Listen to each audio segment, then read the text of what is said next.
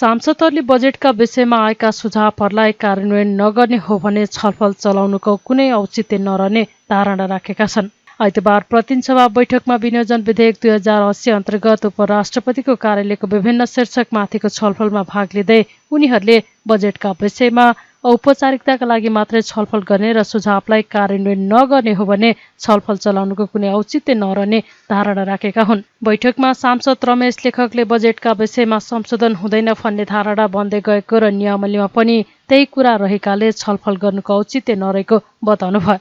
उहाँले अरू विधेयकमा सदनमा प्रवेश हुने, छलफल हुने, संशोधन हुने र ऐन बन्ने भनेर छुट्टै व्यवस्था गरिए पनि विनियोजन विधेयकको हकमा संशोधन भनेर कतै उल्लेख नभएको जिकिर गर्नुभयो। उहाँले बजेटमा पनि संसदले भूमिका खोज्ने गरी आधार तयार पार्न सकिने बताउनुभयो। वास्तवमा हामीले बजेटका सम्बन्धमा, विनियोजन विधेयकका सम्बन्धमा, अर्थ विधेयकका सम्बन्धमा हामीले एउटा अवधारणा बनाएका छौँ। त्यो निश्चित हो। त्यो अवधारणा के हो भने बजेटमा संशोधन हुँदैन भन्ने अवधारणाका साथ हामी अगाडि बढेका छौँ।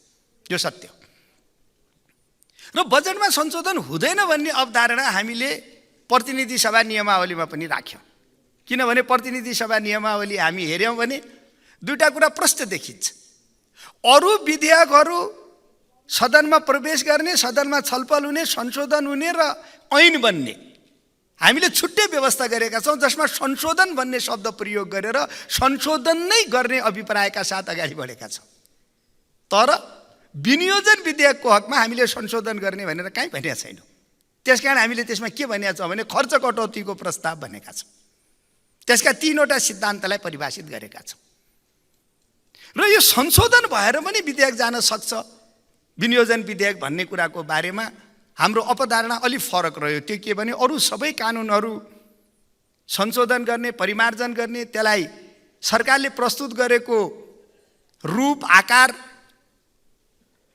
र त्यो व्यवस्थाभन्दा फरक व्यवस्थाहरू गरेर पनि हामी कानुन बनाउन सक्छौँ भन्ने कोणबाट हेरिएको छ भने विनियोजन विधेयक, अर्थ विधेयक यानि कि बजेटमा संशोधन हुँदैन है भन्ने कोणबाट हामी अगाडि बढेका छौँ।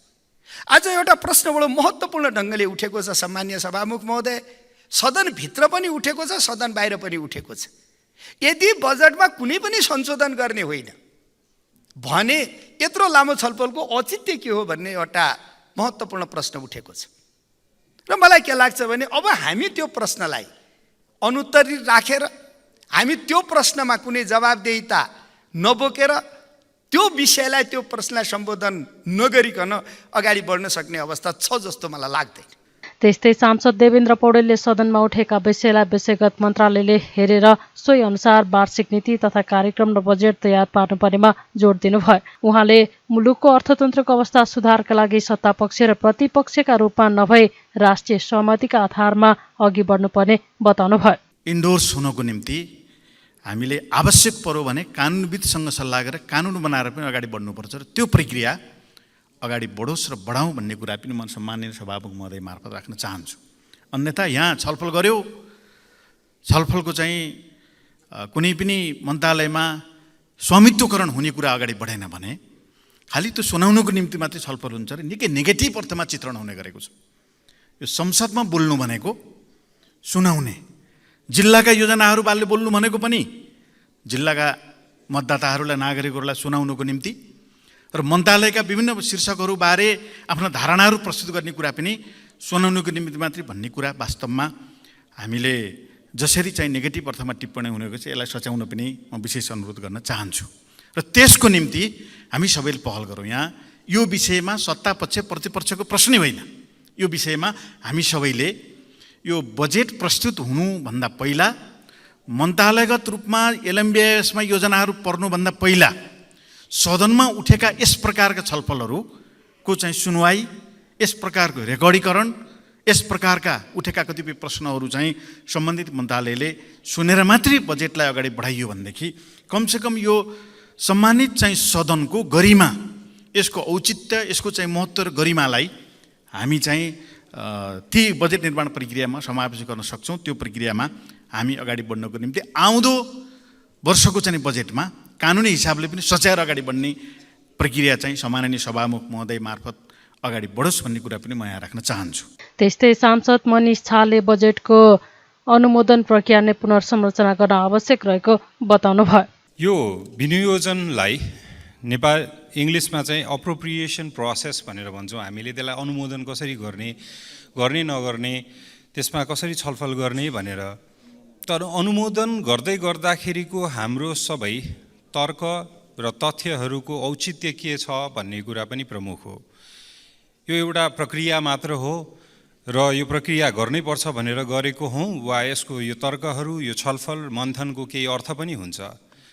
त्यो संवैधानिक अर्थमा निकै कमजोर देखिएकोले गर्दा पनि होला यो सदनको उपस्थिति र सहभागिता पनि कमजोर देखिन थालेको। त्यसैले गर्दा अघि माननीय रमेश लेखकज्यूले भन्नुभएको जस्तै यसको औचित्य र यसको प्रक्रियामा नै हामीले फेरि रिस्ट्रक्चर गर्ने हो कि भनेर त्यो छलफल गर्न आवश्यक छ। उपराष्ट्रपतिको पद केहीसम्म यो सन् 2008 मे 28 को दिन भनेको 2065 जेठ 2 को दिन संविधानमा राखे पश्चात, संवैधानिक अभ्यास गर्न थाले पश्चात आजसम्म 5115 दिन भएको रहेछ। 4वटा कार्यकाल, 3वटा अनुहार। त्यो हेर्दै गर्दाखेरि सम्झिन लायकको कुराहरू के छ त? यो 5115 दिनले, यो पदले हामीलाई सम्झिने लायक कुनै 5वटा कुरा हामी सम्झिन सक्छौँ यसले दिएको हामीलाई। त्यसैले गर्दा त्यो सम्झिन सक्दैनौँ भने यो पदको औचित्यको जवाफ त्यो सम्झिन सकिने वा नसकिने त्यो 5115 दिनले नै दिन्छ। त्यस्तै सांसद रघुजित पन्तले सल्लाहकार राख्न सक्ने कानुन बनाएर सुरुदेखि नै गल्ती गरेको तर्क गर्नुभयो।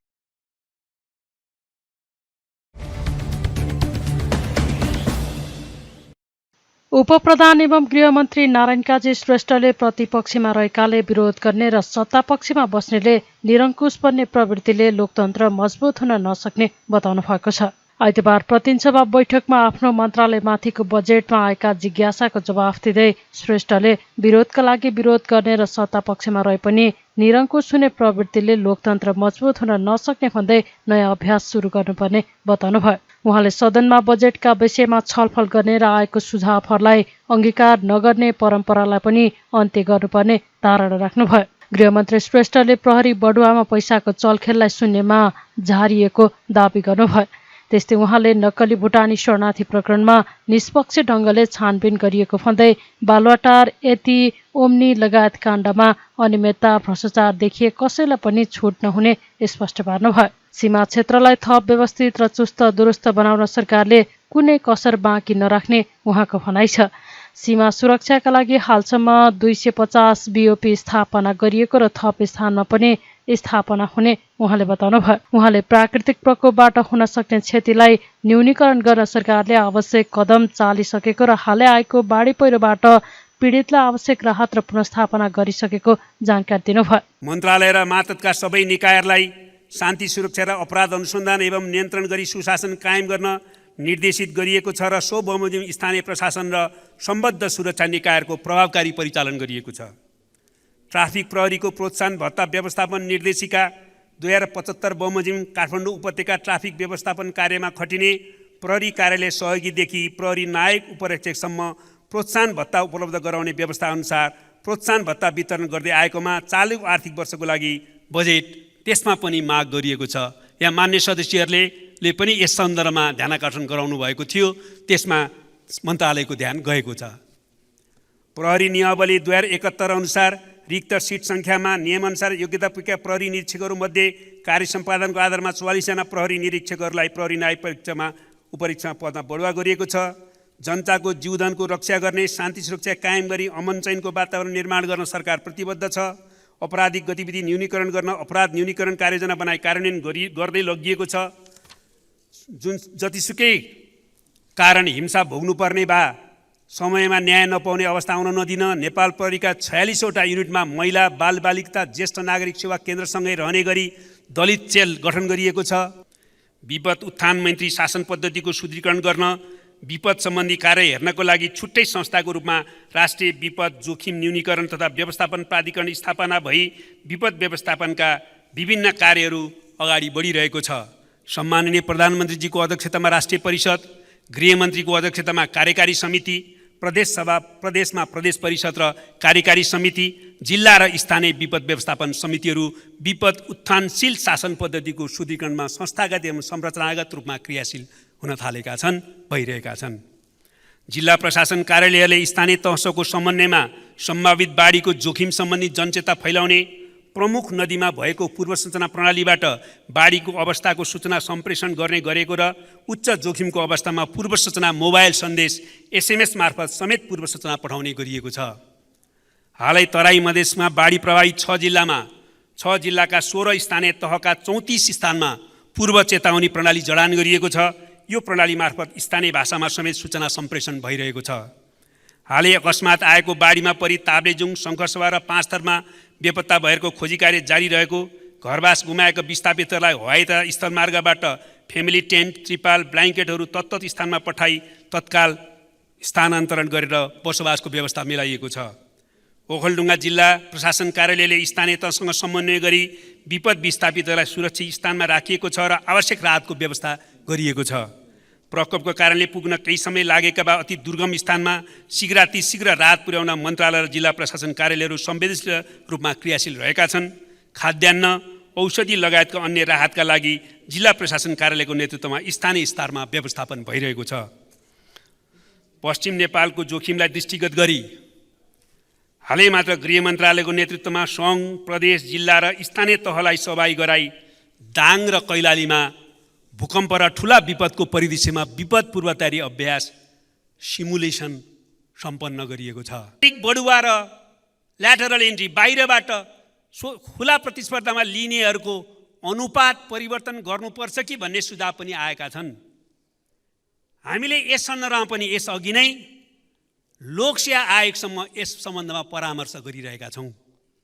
त्यसकारणले यहाँ जे सुझावहरू प्राप्त भएका छन् त्यो सुझावहरूका निम्ति र त्यसमा ऐक्यबद्धताको निम्ति मान्य सदस्यहरूलाई धन्यवाद दिन चाहन्छु र यी विषयहरूलाई जसरी हामीले ऐनमा मस्यौदाका रूपमा, नियमावलीमा संशोधनका रूपमा अगाडि बढाउने र लोकसेवासँग परामर्श गर्ने काम अगाडि बढाएका छौँ, त्यसलाई छिटै सकारात्मक निष्कर्षमा पुर्याउन सकिने अपेक्षाका साथ सबै मान्य सदस्य र यस सदनको पनि सहयोगको मैले अपेक्षा गरेको छु।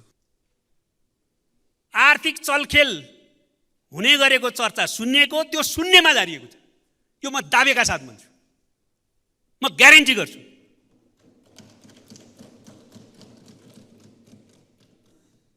त्यसकारणले विरोधको नाममा विरोध नगरौँ। त्यसको मतलब अहिलेको प्रतिपक्ष मात्रै त्यसको शिकार भएको छ कुरो त्यसो होइन। हामी पनि त्यसको शिकार भएका छौँ। जब हामी प्रतिपक्षमा थियौँ, हामी नै हौँ, हाम्रो पार्टी नै हो। यहाँ बजेट प्रस्तुत गर्ने सन्दर्भमा एकजना अर्थमन्त्रीले बजेट प्रस्तुत गर्दै हुनुहुन्थ्यो, हामीले बजेटको बक्सा नै फोडिदिउँ, ब्रिफकेसै फोडिदिउँ। त्यस्तो बहादुरी गर्ने काम पनि हामीबाट भएको छ। त्यो पनि ठिक होइन। कसरी ठिक हुन्छ? हामीले गरे चाहिँ ठिक हुन्छ? गलत त गलत नै हुन्छ। अर्को पटक हाम्रो अर्थमन्त्रीले बजेट ल्याउन खोज्नु भएको थियो, त्यतिखेर बजेट जसरी ल्याउनुपर्छ भन्ने साथीहरूले अर्को पटक हाम्रो अर्थमन्त्रीलाई बजेट ल्याउनै दिनु भएन। म यो डबल स्ट्यान्डर्ड हामी कायम राख्न गइराखेका छौँ कि डबल स्ट्यान्डर्डको मूल्यप्रति हामी आत्मालोचक बन्छौँ। सत्तामा हुँदा एउटा कुरा, प्रतिपक्षमा हुँदा एउटा कुरा, प्रतिपक्षमा भएपछि सबै विरोध गर्ने, सत्ता पक्षमा भएपछि सबै ठिक बा लिने, अझ निरङ्कुश बन्ने। यो प्रवृत्तिले हाम्रो लोकतन्त्रको रक्षा हुन सक्दैन, लोकतान्त्रिक अभ्यासलाई अगाडि बढाउन सक्दैन र लोकतन्त्र मार्फत नेपाली समाजको सामाजिक आर्थिक रूपान्तरण र समृद्धिको लक्ष्यमा पुग्न सकिन्न। त्यसकारण मेरो विनम्रतापूर्वक अनुरोध छ, हामी सोचौँ, नयाँ अभ्यासमा जाउँ। अहिले भन्नुहोस्, यहाँ धेरै चर्चा चल्यो, सम्माननीय सभामुख महोदय, चर्चा चल्यो। मैले त्यो चर्चा र बहसलाई त्यसकारणले अलिकति उन्नत ठानेको छु। नेपालको संसदमा अहिले जुन ढङ्गले लोकतन्त्रको बहस भएको छ त्यो धेरै उन्नत दिशातिर अगाडि बढ्न खोज्दैछ। बजेटको बहस भयो, बजेटको छलफल गर्ने, सबैले बोल्ने, तर फुल स्टेप र कमा पनि परिवर्तन चाहिँ हुन्न है भनेर पूर्व निर्धारित निर्णय लागू हुने। अनि बजेटको बारेमा छलफल गर्ने, अझ छलफलका क्रममा विभिन्न विनियोजित शीर्षकमा पुगेन यो पैसा बढाउनु पर्छ भन्ने त्यही वक्तव्य दिइरहँदा लास्टमा खर्च कटौती गरेर 1 रुपैयाँ कायम गर्नुहोस् भनेर प्रस्ताव पनि राख्ने। यो परम्परागत रूढी बिरालो मान्ने काम हो कि यो लोकतन्त्र हो भन्ने जो प्रश्न उठेको छ त्यो सान्दर्भिक प्रश्न उठेको छ। उहाँले पश्चिम नेपालको जोखिमलाई मध्यनजर गरी दाङ र कैलालीमा पूर्व विपद तयार अभ्यास पनि गरिसकेको बताउनुभयो।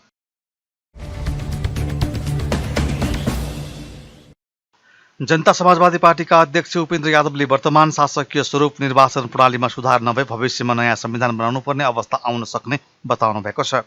आइतबारदेखि काठमाडौँमा सुरु जसपाको विधान अधिवेशन उद्घाटन गर्दै अध्यक्ष यादवले अहिलेको शासकीय स्वरूप निर्वाचन प्रणालीले मुलुकको विकास गर्न र विकृति विसङ्गति अन्त्य हुन नसक्ने भन्दै शासकीय स्वरूप निर्वाचन प्रणालीमा सुधार नभए भविष्यमा नयाँ संविधान बनाउनु पर्ने अवस्था आउन सक्ने बताउनु भएको हो। उहाँले अहिलेको शासकीय स्वरूप निर्वाचन प्रणालीलाई संविधानले धान्न नसक्ने भएकाले सुधार गर्नुपर्ने जिकिर गर्नुभयो। उहाँले शासकीय स्वरूपका कारण नै सरकार कुन बेला ढल्ने हो भन्ने अवस्था रहेको धारणा राख्नुभयो। मुलुकलाई अग्रदिशातर्फ अघि बढाउनका लागि समावेशितामा आधारित समानुपातिक निर्वाचन प्रणाली बनाउनु पर्नेमा उहाँको जोड थियो। यादवले 7 प्रदेशको संरचना त्रुटिपूर्ण रहेको, प्रदेशको क्षेत्राधिकार अत्यन्तै न्यून रहेकाले संविधानको संशोधन गरेर सच्याउँदै जनतालाई वास्तविक संहिताको महसुस गराउनु पर्ने बताउनुभयो। हामीले के देख्यौँ भन्दाखेरि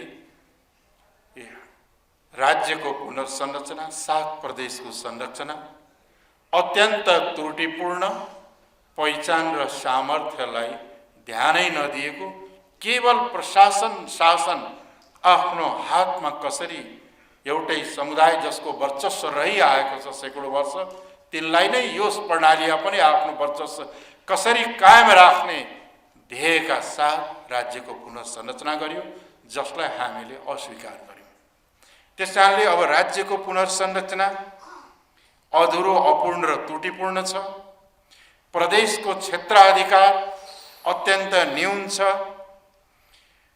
र संघीयतालाई हामी अझै पनि संविधान संशोधन गरेर प्रदेशका संरचनालाई सच्याउनु पर्दछ, प्रदेशहरूलाई अधिकार सम्पन्न बनाउने र साँच्चैको संघीयताको प्रत्याभूति जनतालाई दिलाउनका लागि संविधान संशोधन बाहेक अर्को बाटो छैन।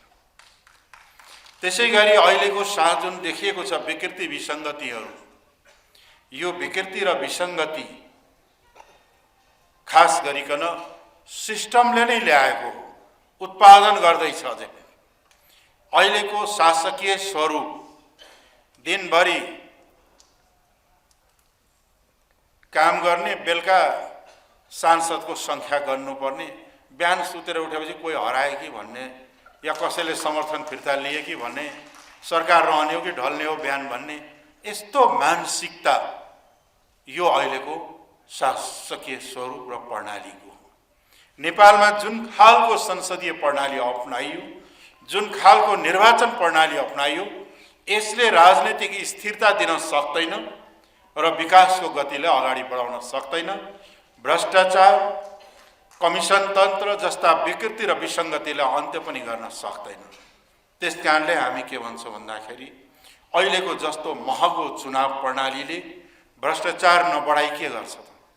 अहिलेको जस्तो विकृतिमूलक निर्वाचन प्रणालीले अनियमितता नजन्माइकन के गर्छ त? त्यस कारणले करेक्सन शासकीय स्वरूपमा गर्नुपर्दछ।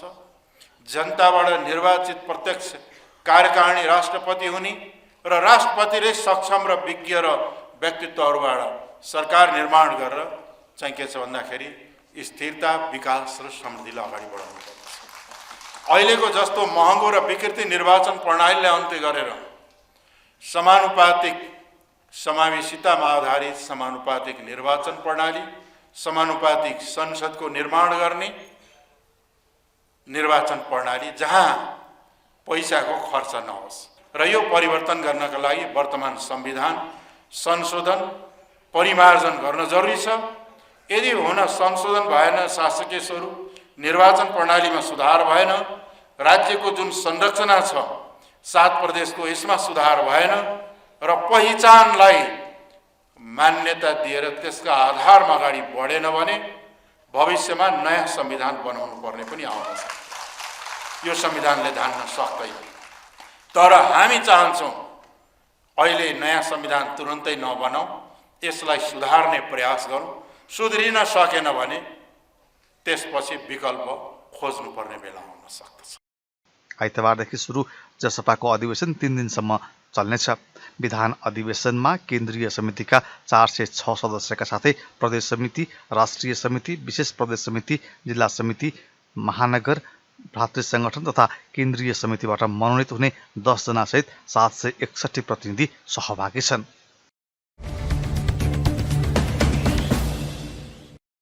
नेकपा एमालेका अध्यक्ष केपी शर्मा ओलीले झापा आन्दोलनको जगमा नै अहिलेको परिवर्तन सम्भव भएको बताउनु भएको छ। आइतबार काठमाडौँमा केशव प्रसाद बडालद्वारा लिखित पुस्तक सिंहावलोकन लोकार्पण गर्दै अध्यक्ष ओलीले झापा आन्दोलनको मर्म र उद्देश्य सही भएकैले अन्य आन्दोलन सम्भव भएको दावी गर्नुभएको हो। सामन्ती विरुद्ध तमसुक च्यात्ने झापा आन्दोलनको मर्म वर्गीय विभेद विरुद्ध भएकैले 2046 सालमा तानाशाही राजतन्त्र विरुद्धको आन्दोलन पनि सम्भव भएको ओलीको तर्क थियो। ओलीले गणतन्त्र प्राप्तिका लागि 2062 सालमा भएको आन्दोलन पनि झापा आन्दोलनकै श्रृङ्खलाका रूपमा रहेको उल्लेख गर्नुभयो। अध्यक्ष ओलीले देशभित्र भएका आन्दोलनमा छिमेकीको नियतिले पनि प्रभाव पारेकाले आन्दोलन कमजोर भएको स्वीकार्नुपर्ने बताउनुभयो।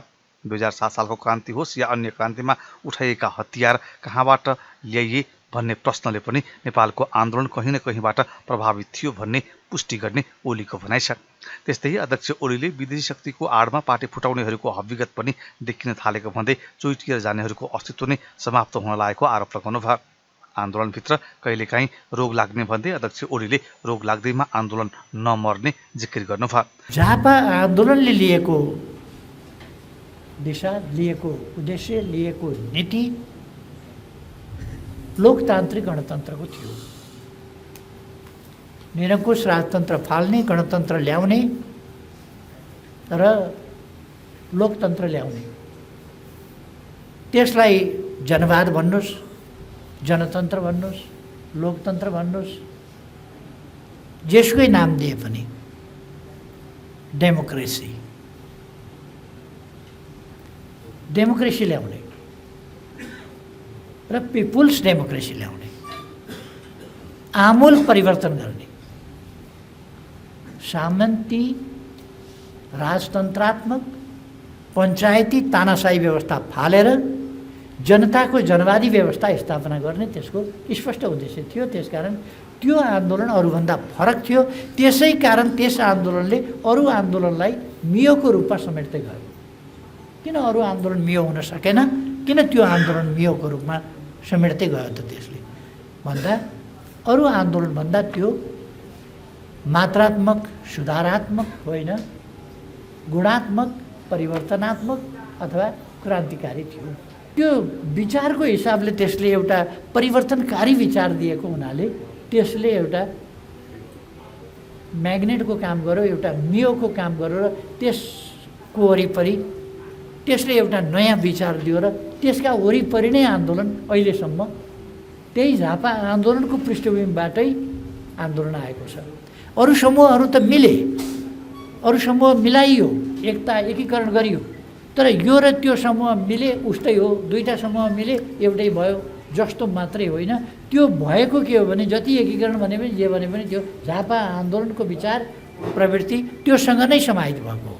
अब यसबिचमा यो स्वाभाविक हो, आन्दोलनमा केही झर्दै जान्छन्, केही पात झर्दै जान्छन्, केही बिरुवा बिग्रिन्छन् पनि, केही कोपिलाहरू झर्छन् पनि, केही चिचिलाहरू झर्छन् पनि, केही अलिक ठुला भइसकेका पनि झर्छन्। अब त यो छिप्पिसक्यो पाक्ला पाक्ला भनेर बेला यात्राक झर्दैछ, नमजा लाग्छ।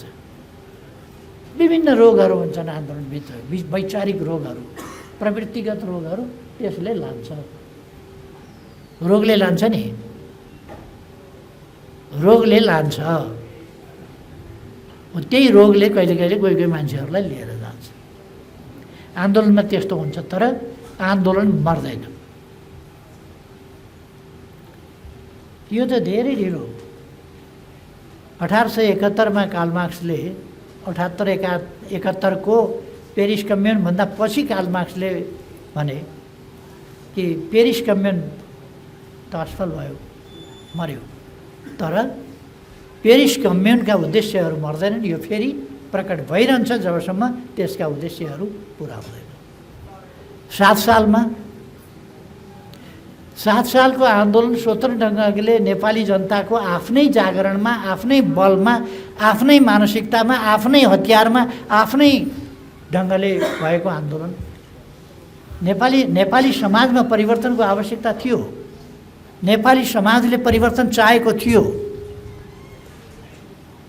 सँगसँगै सायद नेपाललाई मात्रै होइन, नेपालमा परिवर्तन बाह्य शक्तिलाई पनि चाहिएको थियो। त्यसै कारण त नेपालमा जुन 7 सालमा हतियारको प्रयोग भयो, ती हतियार नेपालभन्दा बाहिरबाट आउनुपर्ने कारण त त्यही भयो होला। हतियार त नेपालभित्रका हतियार त चलेका होइन, हतियार बाहिरबाट आए। अर्थात् बाहिरबाट हतियार आए। धेरै म जान चाहन्न, तर आन्दोलन भयो। त्यो आन्दोलन कहाँ टुङ्गियो भन्दा नेपालीहरूले वार्ता गरेर, नेपालका राजनीतिक शक्तिहरूले वार्ता गरेर, त्यहाँ पनि त्यो सम्झौता पनि नेपालीहरूले वार्ता गरेर टुङ्ग्याउन पाएको होइन। अरूले वार्ता गरे, अन्तै वार्ता भएर अन्तै निष्कर्ष निस्क्यो। राजा राजै रहने, मोहन शमशेरलाई प्रधानमन्त्री बनाउने, विश्वेश्वर प्रसाद कोइरालालाई गृहमन्त्री बनाउने, नेपाली काङ्ग्रेस पनि केही मन्त्री लिएर सामेल हुने, राजाका पनि यति मन्त्री बस्ने, राणाका पनि यति मन्त्री बस्ने आदि। यो सबै राजनीतिले, यहाँ राष्ट्रिय राजनीतिले तय गरेन, राष्ट्रिय आवश्यकताले तय गरेन, आन्दोलनको निष्कर्षले तय गरेन, नियतिले तय गर्यो। आन्दोलनमा रोग लागेका बेला कतिपयले आफूलाई कम्युनिस्ट नभनेको पनि उहाँले उल्लेख गर्नुभयो। काठमाडौँ महानगरपालिकाले आगामी आर्थिक वर्षका लागि 25 अर्ब 54 करोड 78 लाख 20 हजार रुपियाँको बजेट सार्वजनिक गरेको छ। आइतबार महानगरको नगरसभा मार्फत काठमाडौँका उपप्रमुख एवं बजेट तथा कार्यक्रम तर्जुमा समितिका संयोजक सुनिता डङ्गोलले आगामी आर्थिक वर्षको बजेट सार्वजनिक गर्नुभएको हो। महानगरको बजेटमा चालुतर्फ 8 अर्ब 61 करोड 53 लाख 28 हजार रुपियाँ र पुँजीगततर्फ 16 अर्ब 93 करोड 24 लाख 92 हजार रुपियाँ रहेको छ। आगामी आर्थिक वर्षको बजेटमा स्वास्थ्य, शिक्षालाई र पूर्वाधारलाई प्राथमिकता दिइएको डङ्गोलले जानकारी दिनुभयो। उहाँले पूर्वाधार क्षेत्रमा 7 अर्ब 34 करोड 64 लाख 71 हजार, शिक्षामा 1 अर्ब 32 करोड र स्वास्थ्यमा 92 करोड 66 लाख 44 हजार बजेट विनियोजन गरिएको बताउनुभयो। उहाँले सरल र सुलभ रूपमा स्वास्थ्य सेवा दिने र सहुलियत दरमा औषधि उपलब्ध गराउन योजना तर्जुमा गरिएको बताउनुभयो। उहाँले ओडा समितिको काम, कर्तव्य र अधिकारलाई अझ प्रभावकारी बनाउन केही कार्यक्रम ओडाबाटै सञ्चालन गर्न 2 अर्ब भन्दा बढी विनियोजन गरिएको जानकारी दिनुभयो। विपद व्यवस्थापन सम्बन्धी कार्यक्रम र आवश्यक उपकरण खरिद गर्न 3 करोड भन्दा बढी विनियोजन गरिएको उहाँले बताउनुभयो। आगामी आर्थिक वर्षको लागि कुल रु 25 अर्ब 54 करोड 78 लाख 20 हजारको बजेट तथा कार्यक्रम प्रस्तुत गरिएको छ, जस अन्तर्गत चालुतर्फ रु 8 अर्ब 61 करोड 53 लाख 28 हजार र पुँजीगततर्फ रु 16 अर्ब 93 करोड 24 लाख 92 हजार विनियोजन गरिएको छ, जुन क्रमशः 33.72 र 66.28% हुन आउँछ। स्वास्थ्य। काठमाडौँ महानगरपालिका क्षेत्रभित्रका शहरी स्वास्थ्य क्लिनिकहरूको स्तर उन्नति सहित स्वास्थ्य प्रवर्धन केन्द्रमा रूपान्तरण गरी महानगरवासीका लागि सुलभ स्वास्थ्य सेवा नागरिकलाई टेवा योजना मार्फत सरल र सुलभ स्वास्थ्य सेवा उपलब्ध गराउन रु 35 करोड रकम विनियोजन गरेको छु।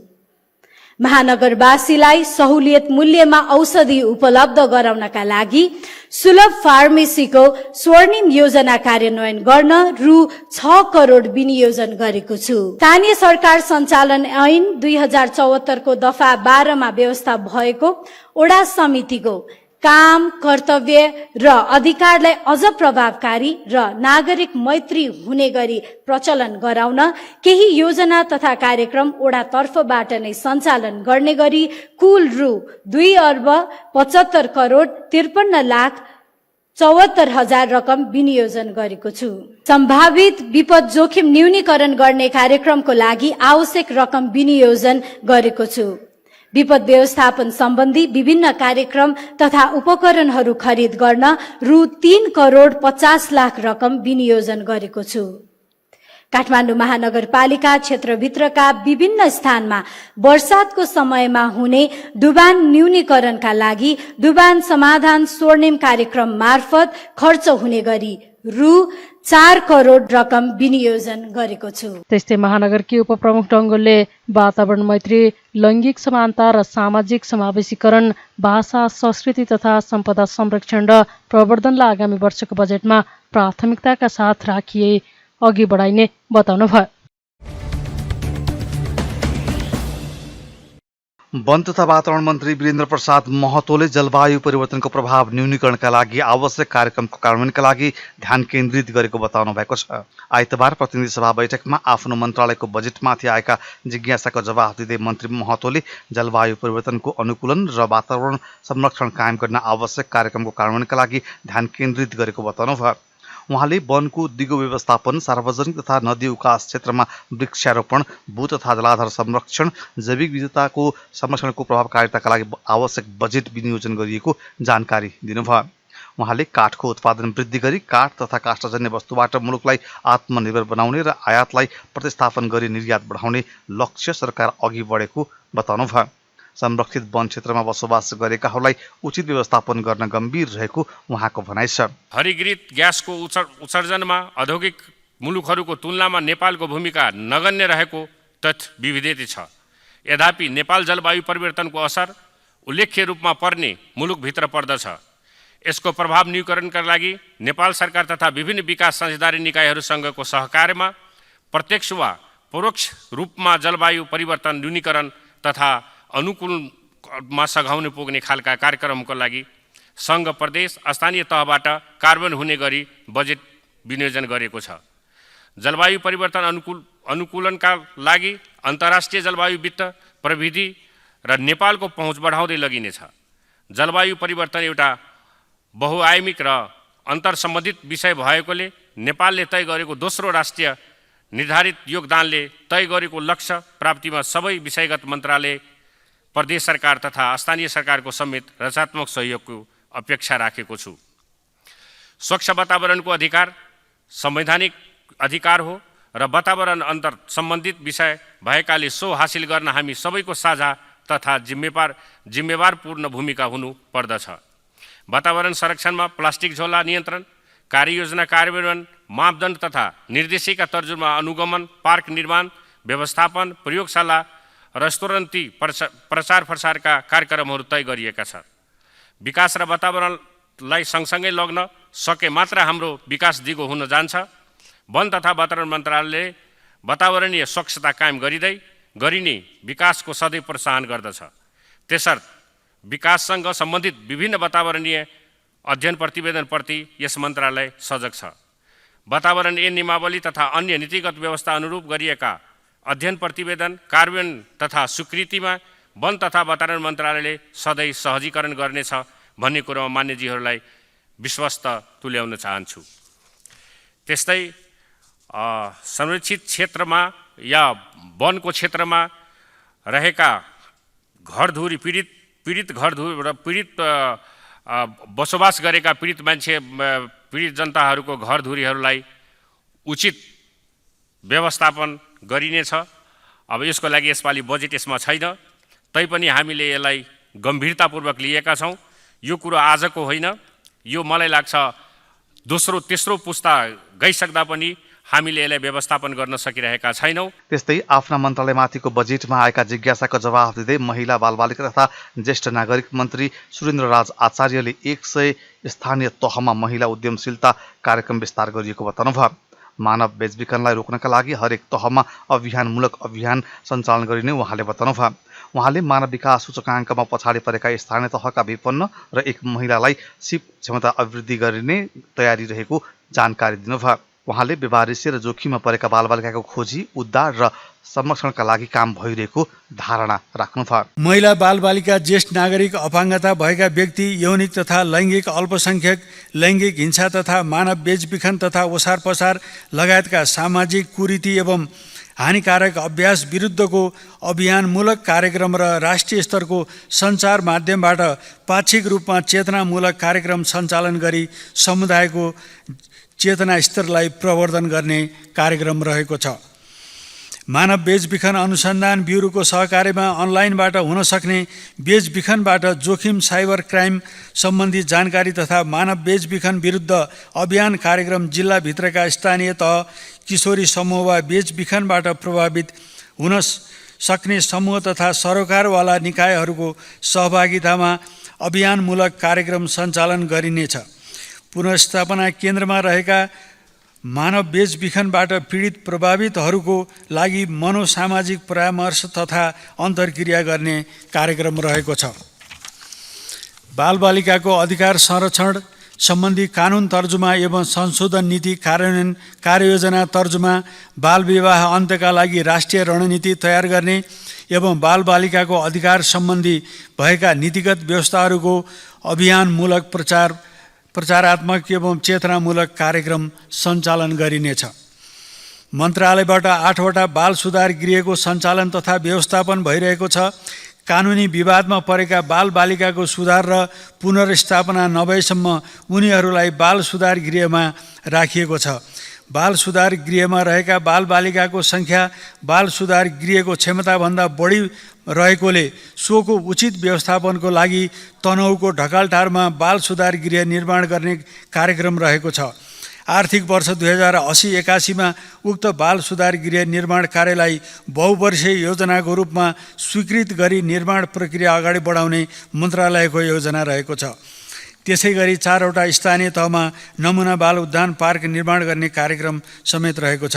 उहाँले आगामी वर्ष बाल सुधार गृहमा रहेका बालबालिकाको सङ्ख्या बढ्दै गएको अवस्थामा तनहुको ढकालटारमा बाल सुधार गृहलाई सुदृढ गर्ने योजना रहेको पनि जानकारी दिनुभयो।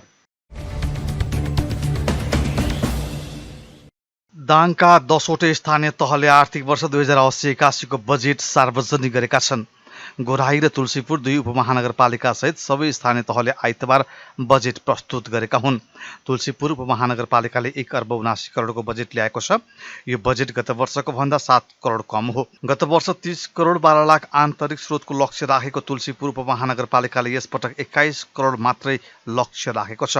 तुलसीपुरले कृषि, पशु र पर्यटनको विकासका लागि सरकारी, निजी र सहकारी क्षेत्रको सहकार्यमा उत्पादन र उत्पादकत्व वृद्धि र वित्तीय क्षेत्रको सुधार गर्दै रोजगारी सृजना गर्ने कुरालाई प्राथमिकतामा राखेको छ। यस्तै गोराई उपमहानगरपालिकाले सामाजिक विकास, कृषि र रोजगारलाई प्राथमिकतामा राखेर आगामी आर्थिक वर्ष 2080-81 को बजेट ल्याएको छ।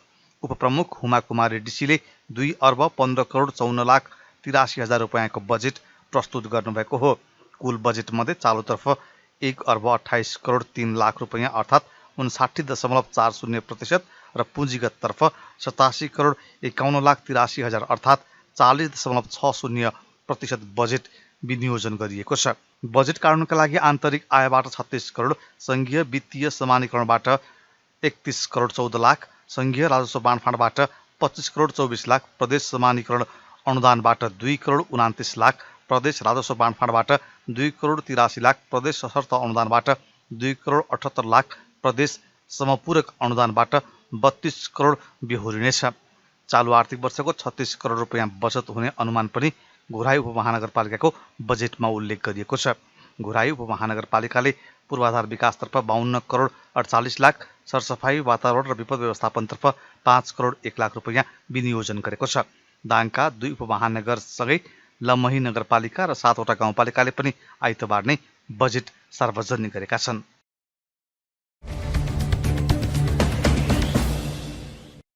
खेलकुद मन्त्री डिकबहादुर लिम्बुले धुर्मु सुन्तली क्रिकेट रङ्गशालाको स्वामित्व ग्रहण गर्नका लागि 1 लाख विनियोजन गरिएको बताउनु भएको छ। आइतबार प्रतिनिधि सभा बैठकमा आफ्ना मन्त्रालयमाथि विनियोजित बजेटमा उठेका प्रश्नको जवाफ दिँदै मन्त्री लिम्बुले उक्त रङ्गशाला निर्माणको बाँकी काम पूरा गर्न सरकारले स्वामित्व ग्रहण गर्ने र त्यसपछि आवश्यक स्रोत जुटाएर रङ्गशालालाई सम्पन्न गर्ने बताउनु भएको हो। उहाँले एक स्थानीय तह एक खेलकुद पूर्वाधार कार्यक्रम अन्तर्गत 170 स्थानीय तहमा पूर्वाधार निर्माणका लागि बजेट विनियोजन गरिएको जिकिर गर्नुभयो। त्यस्तै 753 वटै स्थानीय तहमा राष्ट्रपति रनिङ सिल प्रतियोगिता गर्न बजेटको व्यवस्था गरिएको पनि उहाँले जानकारी दिनुभयो। उहाँले खेलाडीहरूको वृत्ति विकास गर्दै विभिन्न प्रतियोगितामा भाग लिने वातावरण बनाउने बताउनुभयो। चीनको होङजाओमा सेप्टेम्बर 23 देखि अक्टोबर 8 सम्म हुने एसियाली खेलकुदका लागि 29 खेलका लागि 233 खेलाडीहरूको बन्द प्रशिक्षण भइरहेको पनि मन्त्री लिम्बुले जानकारी दिनुभयो। एक स्थानीय तह एक खेलकुद पूर्वाधार कार्यक्रम अन्तर्गत लागत साझेदारीमा 170 स्थानीय तहमा बजेट विनियोजन भएको छ भने 753 वटै पालिकामा राष्ट्रपति रनिङ सिल प्रतियोगिता आयोजना गर्ने बजेटको व्यवस्था गरिएको कुरा अनुरोध गर्न चाहन्छु। यो खेलाडीहरूको वृत्ति विकासको निमित्त उनीहरूको क्षमता अभिवृद्धि गर्दै उनीहरूले सिकेका ज्ञान सिपलाई चाहिँ प्रदर्शन गर्ने प्रतिस्पर्धामा भाग लिने कार्यमा निरन्तर अगाडि बढाउने कुरा राष्ट्रिय खेलकुद परिषद मार्फत गरिएको छ र आगामी सेप्टेम्बर 23 देखि अक्टोबर 8 सम्म संयुक्त राष्ट्र चीनको होङजाओमा शहरमा प्रतिस्पर्धा गरिने 29 वटा खेलहरू छनौट गरिएको अवस्था छ। त्यो छनौट गरिएका खेलहरूको निमित्त 233 जना खेलाडीहरूलाई बन्द सत्रमा राखेर प्रशिक्षण गराउने काम भइरहेको कुरामा जानकारी गराउन चाहन्छु। खेलकुदको पूर्वाधार निर्माणका लागि पर्याप्त स्रोतभन्दा थुप्रै मागहरू आएको हुँदा ती सबै मागहरूलाई सम्बोधन गर्न सक्ने अवस्था नरहेको कुरामा जानकारी गराउन चाहन्छु। यो मन्त्रालयमा जुन बजेट प्राप्त भएको छ मान्य सदस्यज्यूहरूले छलफलको क्रममा अत्यन्त सकारात्मक ढङ्गबाट यो खेलकुद मन्त्रालयमा बजेट कम भयो, यसको बजेट थप्नुपर्छ, यसको महत्त्वलाई अझ माथि उठाउनुपर्छ भन्ने दृष्टिकोणबाट मान्य सदस्यज्यूले विचारहरू राख्नुभएको कुरा प्रति पनि म हार्दिक धन्यवाद व्यक्त गर्न चाहन्छु। यो सँगै आर्थिक वर्ष 76-77 देखि नै एक पालिका एक खेलग्रामको नीति ल्याई स्थानीय तहमा खेलकुदको पूर्वाधार निर्माण गर्ने आयोजना लागू रहेको कुरा जानकारी गराउन चाहन्छु। स्थानीय तहको साझेदारीमा चालु रहेका यस्ता 170 वटा आयोजनाका लागि बजेट विनियोजन गरिएको छ। यो आयोजनाहरूमा सम्बन्धित स्थानीय तहको माग बमोजिम उनीहरूले 50% वा सोभन्दा बढी खर्च गर्ने प्रतिबद्धता जनाएका छन्। त्यो अनुसार 170 वटा स्थानीय तहमा खेलकुदको विकासको निमित्त बजेट विनियोजन गरिएको छ र मान्य सदस्यज्यूहरूले यो भरतपुर रङ्गशालाको बारेमा 1 लाख मात्रै राखिएको छ। डिपिआर तयार गर्न 20-30 लाख खर्च गरिएको छ। यो के हो भन्ने चाहिँ जिज्ञासा राख्नुभएको छ। यो भरतपुर चितवनको रङ्गशालाको बारेमा निकै छलफल चर्चा परिचर्चा भएको अवस्था छ। त्यहाँ धुर्मु सुन्तली फाउन्डेसनले निर्माण प्रक्रिया अगाडि बढाएको यो रङ्गशालाको निर्माण कार्य अधुरो छ, अत्यन्त जटिल समस्याग्रस्त छ र यो विषयमा सरकारले सम्बोधन गर्ने र यसको स्वामित्व ग्रहण गरेर बाँकी काम सम्पन्न गरी प्रक्रिया अगाडि बढिरहेको छ। यसको निमित्त शीर्षक हामीले 1 लाख मात्रै विनियोजन गरेका छौँ त सरकारले यो स्वामित्व ग्रहण गर्ने त्यसपछि थप बजेट व्यवस्थापन गरेर यो रङ्गशालालाई सम्पन्न गर्ने गरी चाहिँ प्रक्रिया अगाडि बढिरहेको कुरा म सबै मान्य सदस्यहरूलाई हार्दिक अनुरोध गर्न चाहन्छु। खोजी गर्दै जाँदा र अहिले मन्त्रालयको तर्फबाट चाहिँ राष्ट्रिय खेलकुद परिषदलाई चाहिँ खेल क्षेत्रको विकास त्यसको उन्नयनको निमित्त सिङ्गो जवाबदेहितापूर्ण काम गरी एउटा छुट्टै पार्ट निर्माण गर्ने र खेलको पूर्वाधार निर्माण गर्नका लागि चाहिँ मन्त्रालय आफैले चाहिँ त्यसको थप संरचना निर्माण गरेर चाहिँ खेलहरूको पूर्वाधार निर्माण गरेर अगाडि बढ्ने गरी चाहिँ प्रक्रिया अगाडि बढिरहेको कुरा पनि म सम्मानित सदनलाई सामान्य सभा मार्फत जानकारी गराउन चाहन्छु। मन्त्री लिम्बुले राखेपलाई खेल क्षेत्रको विकासका लागि जवाफदेही काम गर्ने गरी पूर्ण रूपमा जिम्मेवारी दिने र खेलको पूर्वाधार निर्माणका लागि मन्त्रालयले नै आवश्यक योजना बनाउने गरी काम अघि बढेको बताउनुभयो।